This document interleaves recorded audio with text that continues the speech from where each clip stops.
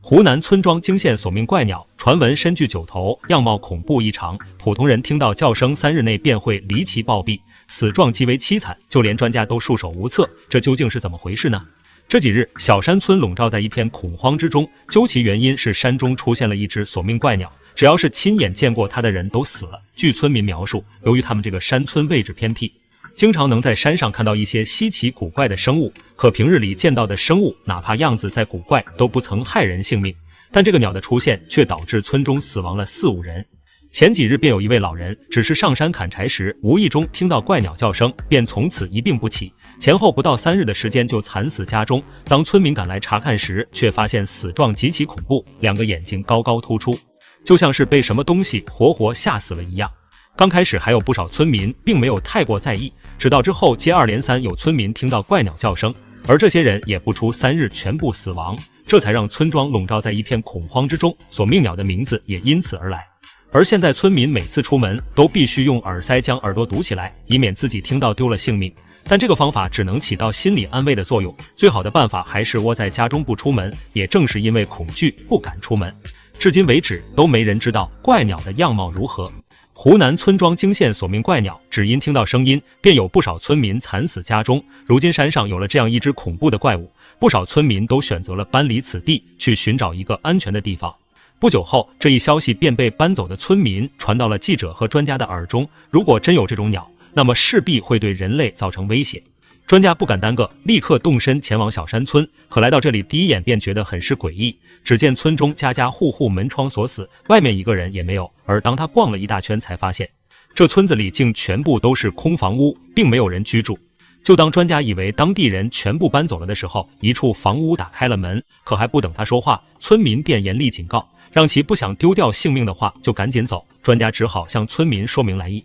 表示自己就是来调查索命鸟的。经过一段时间的交谈，村民将其带到了一处房屋前，告诉他这个屋子里的人不久前见过索命鸟，并且还活了下来，有什么想问的便问他吧。说完就转身跑了回去，一刻也不敢在外面多待。见过索命鸟的人姓林，据他所说，那日戴着耳塞上山并无事发生，但就在下山准备回家时，却听到一声怪异的叫声，他立刻捂着耳朵往回跑。可奇怪的是，哪怕他戴着耳塞捂着耳朵，一样能听到这怪异的声音。当时感觉自己反正都要死了，那就亲眼看一看这怪鸟的模样，于是便循着声音来源找去。可没想到等他看清楚怪鸟的模样时，瞬间被吓得瘫倒在地。湖南惊现索命怪鸟，身具9头，样貌恐怖异常，光凭叫声就能让人离奇暴毙。据林大哥的描述，当他寻过去时，这鸟正站在树梢上好奇地看着他，18只眼睛中透露着人性化的光芒。没错，这怪鸟足足有9个脑袋，而且体型差不多有鹅那么大。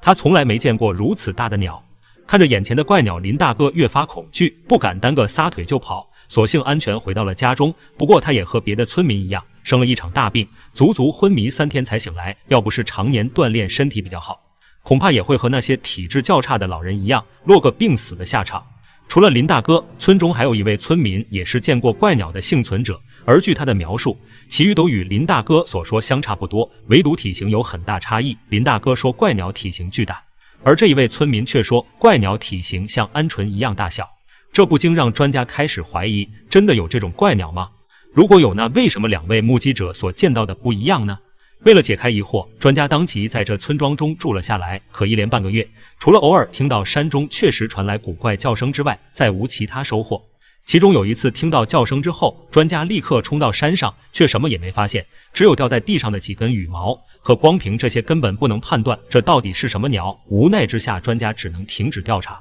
可根据他的判断，这个鸟可能是村民心中杜撰出来的一种神话生物，现实中不可能存在。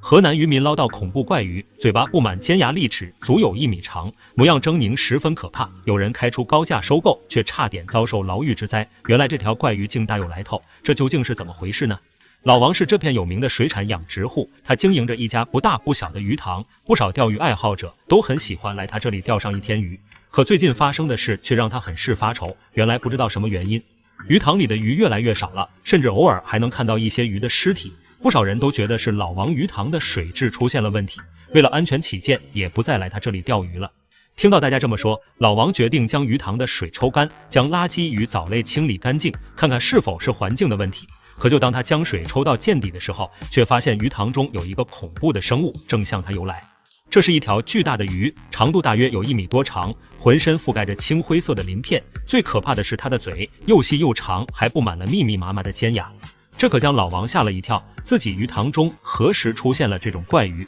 正当他疑惑时，意外却发生了。只见这条怪鱼突然从水中跃起，朝着他的右手咬去。幸运的是，老王反应很快，只是被尖牙擦伤破了点皮，但这也将他吓出一身冷汗。要是被这怪鱼的嘴咬上一口，恐怕自己以后只能用左手吃饭了。河南渔民抓到尖嘴怪鱼，不料其身份竟大有来头。老王看着眼前这条怪鱼，他终于知道为什么自己鱼塘中鱼越来越少了，恐怕眼前这条怪鱼就是罪魁祸首。老王越想越气，直接找来渔网，将其从水中捞起，扔在了陆地上。本想等他自己死掉，却没想到这怪鱼生命力十分强盛，没有水的情况下还活蹦乱跳了好几个小时才死掉。虽然罪魁祸首已经死掉了，但是自己渔场的损失却是不可挽回的。突然他灵光一闪，想到了一个绝妙的好办法。为了弥补损失，老王决定将其带到市场上卖掉。这个品种的鱼他从来没见过，说不定能卖出个高价，甚至是什么珍稀品种的话，说不定能将渔场的损失尽数补回来。当老王将鱼带到市场，果不其然，这个品种的鱼吸引了不少人围观，纷纷对其评头论足，可并没有一个人愿意出钱购买。原因是这鱼长相恐怖，品种未知，买回家万一不能吃，岂不是做了冤大头吗？正当老王心灰意冷时，一位中年人路过此地，看着围绕的水泄不通的鱼滩，很是好奇，挤进来一眼便看中了这条尖嘴怪鱼，于是开价1万，准备将其买走，说是带回去煲汤尝尝鲜。听到这个价格，老王心中乐开了花，但他觉得能一上来就报价1万，这买家绝对不是个差钱的主，于是假装犹豫想要提高价格，可还没等他开口将价格上抬，意外却发生了。渔民捡到尖嘴怪鱼，高价售卖，却差点遭受牢狱之灾。不料其身份竟大有来头。就在老王与中年人谈论价格之时，有人将鱼的照片发到了网上，不少网友认出了这条鱼的身份。果然没过多久，警察便赶到了这里，这可将谈论价格的两人吓了一跳。难不成买卖个鱼都犯法吗？原来这种尖嘴怪鱼名叫鳄雀鳝，是一种来自北美洲的外来入侵物种，性情十分凶猛，捕食能力非常强，在我国几乎没什么天敌，一旦出现就会大量爆发，对生态环境造成无可挽回的影响。既然是外来物种，那么怎么会出现在自己鱼塘呢？据警察分析，因为雀鳄鳝网上价格十分低廉，很多人因为它凶狠的外表将其买回，但养了一段时间不想养后，便会带到野外放生。老王鱼塘中的这条，大概率就是别人放生在这里的，这不禁让老王十分气愤。可随后又有点疑惑，既然不是保护动物，又还是一条死鱼，也不会对生态环境造成影响，难道也不能进行买卖吗？警察对此耐性做出了解释，鳄雀鳝的卵有剧毒，如果贸然食用很容易毒发身亡，这样不光买家丢掉了性命，就连卖家也会受到牵连，最后面临牢狱之灾。听到解释之后，老王与买家对视一眼，纷纷长舒了一口气。如果不是警察到来的话，恐怕两人的下场会十分凄惨。最后老王也不敢随意处理鳄雀鳝，将它交给警察，便转身消失在人群之中。湖南村民在鸭子腹中发现透明石块，没想到石块竟大有来头，上交之后获得6000元奖励，如今却价值5个亿。村民得知此事却坚决说不后悔，这究竟是怎么回事呢？1984年，湖南一位名叫陈炳安的农民家中饲养着许许多多的鸡鸭，一家人全靠这些鸡鸭卖钱度日。这天他像往常一样赶着鸡鸭来到附近的小河边，随后便找到一棵大树，背靠着休息起来。可突然间，陈炳安发现有一只鸭子不停地发出怪叫，还时不时做出吞咽的动作。起初他并没有在意，以为这只鸭子在小河中抓到了一条肥美的鱼，因个头太大，一时半会咽不下去。可等到中午，他将鸭子赶回家后，那只鸭子竟然2腿一蹬倒地不起，这可将陈炳安吓坏了。自己的全部收入全靠这些鸡鸭来维持，死一只对他来说可是莫大的损失。于是赶忙上前查看是出了什么问题，可翻来覆去看了半天，也不知道问题出在哪里。而这鸭子也在这个过程中彻底咽了气。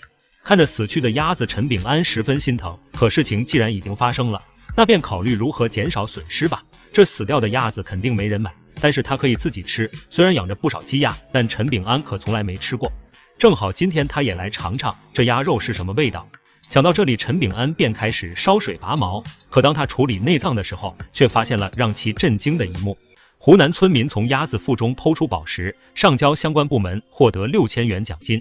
当陈炳安将鸭子腹部剖开，准备清理内脏时，却发现其体内竟有一块闪闪发光的奇异石头。他将其拿出看了半天，虽然不知道这块石头到底是个什么东西，但也明白了，这恐怕就是导致鸭子死亡的罪魁祸首。陈炳安觉得这块石头晶莹剔透的很是好看，将其卖掉应该能赚不少钱，正好弥补了鸭子死亡损失的钱。于是他吃过午饭后，便马不停蹄地赶去首饰店，想让老板出个价将其买走。而老板看着一身农民打扮的陈炳安，眼睛一转，表示只能开出50元的价格将其买走。虽然陈炳安并不知道这是什么矿石，但他也并不傻，看老板的眼神就知道他想坑自己一笔，于是毫不犹豫转身就走。回家路途看到有人卖报纸，便顺手拿了一份。可没想到报纸上一则新闻吸引了他的注意。只见报纸上写着，有一个人捡到一颗透明石头，卖掉以后获得了不少的钱财，而报纸附带图片中，此人手中的钻石与陈炳安手中的一模一样。看到此消息，陈炳安十分兴奋，可也害怕如此贵重的物品若私自售卖，会不会引来麻烦。思虑一番之后，他决定将其上交。在一番打听之后，他将钻石包裹严实寄到了北京博物馆中，随后便在家中耐性等待起来。可没想到这一等就是3个月，才终于收到了博物馆回复的消息。而这一消息也让陈炳安彻底手舞足蹈了起来。湖南村民从鸭子腹中偷出宝石，上交博物馆获得6000元奖金，如今却价值5个亿。根据专家检测，这颗钻石属于价值连城的净水钻，稀有程度极高，需要在地底深层岩石中才有可能形成，而想要暴露在陆地中的几率更是低到吓人。而陈炳安上交了如此贵重的物品，经过专家一致讨论，最终决定奖励其6000元奖金，以示鼓励。要知道这个年代的6000元可不是一笔小数目，万元户不出的情况下，坐拥6000元的陈炳安就是当地第一神豪。此时一出，顿时在全国掀起滔天巨浪，不少人千里迢迢来到陈炳安的城市，想要挖出一颗钻石来一夜暴富。与此同时，一些矿产勘探队也来到此地进行工作。虽然最后并没有人像他一样捡到钻石，但村子的经济发展却因为这些人的到来有了很大的提升。如今陈炳安捡到的钻石正放在博物馆进行展览，而他的估价也一路飙升至5亿元。当多年后陈炳安与好友来博物馆看这颗钻石的时候，朋友问过他后不后悔将其上交。陈炳安笑着摇摇头，表示并不后悔。在80年代，6000元给他的生活带来了翻天覆地的变化，也因为这个事件才引动不少人去往当地进行开采，给当地经济发展提供了很好的环境。如果没有上交钻石，说不定他还是一个贫穷的农民，村里也还是会和以前一样贫穷落后。